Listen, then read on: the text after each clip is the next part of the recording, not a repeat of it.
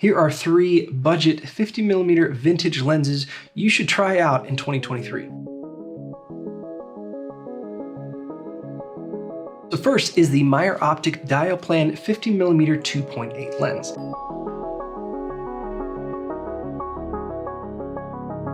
Now this is a 3-element in 3-group lenses with 6 aperture blades. What's unique about this lens is the bokeh. Now if you look up reviews on this, they will kind of be all over the place. Some people say it's extremely soft and useless other than the fact that it has a unique bokeh. Other people will say that it actually is decently sharp given what it is, and that adds to its already unique bokeh effect. Personally, the version I have, I found to be decently sharp for what it is.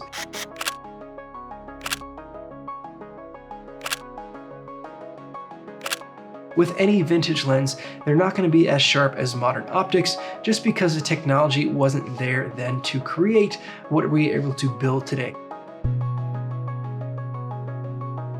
So with shooting any vintage lens, you're going to have a softer look, and that's kind of the reason you shoot vintage lenses. Granted, some will definitely be sharper than others, but to me personally, the Diaplan 50mm 2.8 lens isn't so soft compared to other lenses that I wouldn't use it. It is a 2.8, so it is not going to be as fast as your 1.4 lenses, obviously, but at that 2.8, the bokeh is what is interesting about this. The minimum focusing distance of this lens is 2.5 feet, which isn't fantastic, but it's decent enough to use the bokeh on this lens to really create some interesting images. So at 2.8, you're not going to notice it as much, but if you even stop down just once, you're really going to notice the bokeh on this. It has sharp corners, and those aperture blades are almost shaped like boomerangs.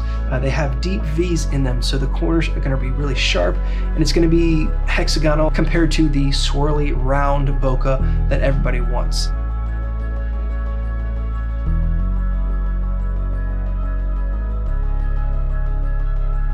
For me personally, it's similar to my old Nikkor 50mm 1.2 that I've used before.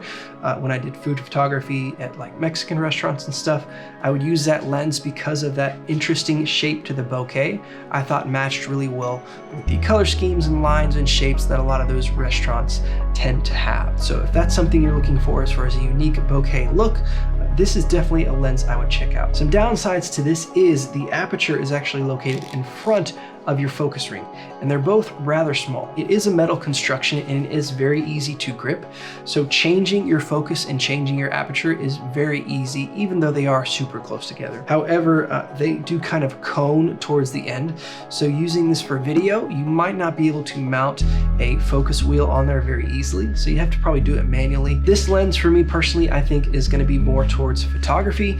Can you use it for video? Absolutely. I'll probably have a few examples to show you, but I think it's going to be more of a photo-centric lens. So me personally, I have the exact mount to this lens. Most people are going to use the M42 version. So what's even more unique about my version is because it is an exact mount, it was meant for an exact body, so the trigger is actually on the lens. So you would press that button on the lens, which then activates the aperture, and then in turn presses the button on the camera body, which fires the shutter to take the picture. It's kind of quirky and it's kind of cool. This lens adds something just unique and something else you have to think about, which kind of breaks up some monotony at times and just forces you to kind of think in different ways, which is cool. So the M42 version, if you get that, you don't have to worry about that little button on the side, but my version definitely has that. So the Diaplan you can get for about $20 to $40 depending on versions. Next up is the Yashinon-DX 50mm 1.4 lens. Now, a lot of people love this lens because of its unique characteristics. Its bokeh is definitely interesting as well. Me personally, I found it to be a bit soft. Now, that can just be the version I have, but when comparing it to other lenses I have, even stop down, not even shooting wide open at 1.4, stop down to f2, f2.4, even f2.8, I still found it to be softer than other lenses in that category that I have. However, I will say that I really liked how this performed with portraits.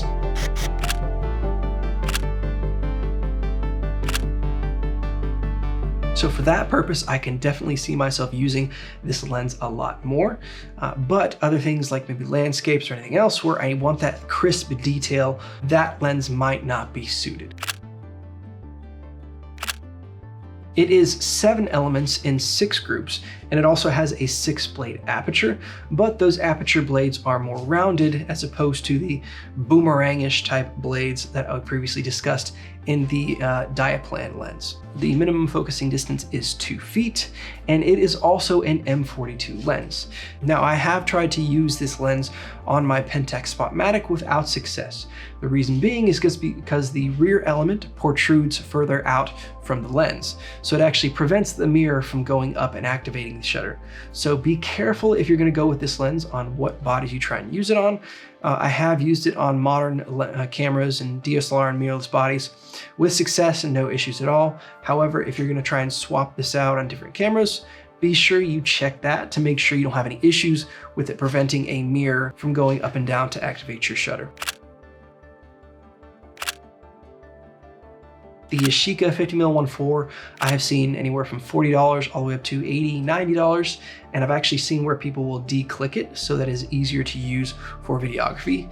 And that goes in addition to the next lens that we're about to talk about, the Auto-Takumar 55mm f2.2. I was originally going through my stuff and I saw it and I was gonna list it and sell it and get rid of it because I already have the 1.4 and I have the 1.8 as well. So this being a f2.2, I really didn't have any interest in this until I looked it up and put it on my Fuji and realized how great this lens is. This lens, you can shoot wide open at f2.2 and it is gonna be tack sharp, which is why it has become my recent favorite 50mm lens and lens in general to use.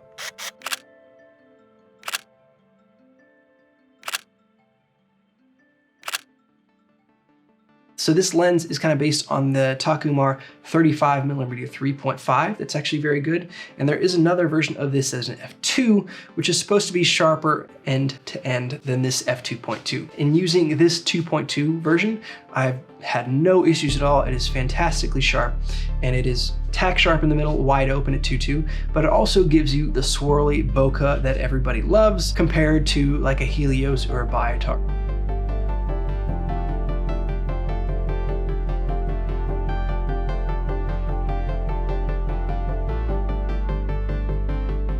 The aperture on this lens is actually made of 10 blades, so it's going to be nice and smooth compared to the other lenses that we've talked about, which both had 6 blades, but it's still not going to be perfectly round. Again, if you're looking for a comparison, I would compare it to a Helios or Biotar as far as a more oval shape bokeh than a perfectly round or more hexagonal type shape as well. This is another M42 mount lens. So any of these lenses, you can get an M42 version and try all of them, or you could get all of them if you wanted to. So they're all gonna be M42. So a quirk about this lens, similar to the Diaplan, the aperture is actually located in front of the focus. It's got those same ridges that all Super Takumar lenses have, so the focus is super easy to adjust, as well as the aperture. However, the aperture has some very loud clicking to it that you can hear and you can definitely feel. It's not as smooth as the regular Super Takumar lineup that has the aperture behind the focus. The way this lens works and the quality you get out of this, I can see this being a fantastic lens for both photo and video. The minimum focusing distance on this is 1.8 feet, so again, about 2 feet, same as compared to the other lenses. Focus on this is just tack sharp. I love how the colors render. I love the bokeh of it. It's not gonna be as swirly, I guess you could say, as a wide open 1.4, but I think personally it is more appealing than a lot of those lenses at 1.4 wide open. It just has a very special and unique characteristic to it that merely made me like it a lot more compared to shooting at 1.4 on my other Takumar. And with any of these lenses, if you are editing your photos at all, some of these might have softer characteristics and not be as saturated or as contrasty, and some might not be as sharp. If you're editing these in post, you can add those things. Sharpness to an extent you can adjust, but contrast, saturation, color, you can add those things to get them kind of where you want to. But if you're using vintage lenses, again, you want a softer, more natural feel, so you might not want the full pop, saturation, brightness, color, and contrast that you would get with modern lenses. But these older lenses, for the most part, tend to be a little bit softer and not have as much contrast. So that wraps up my 3 vintage budget budget 50mm lenses to try out in 2023. If you have any other options you think I should consider, make sure to leave those in the comments or let me know which one of these lenses you prefer based on what we talked about. Until then, I will see you in the next video.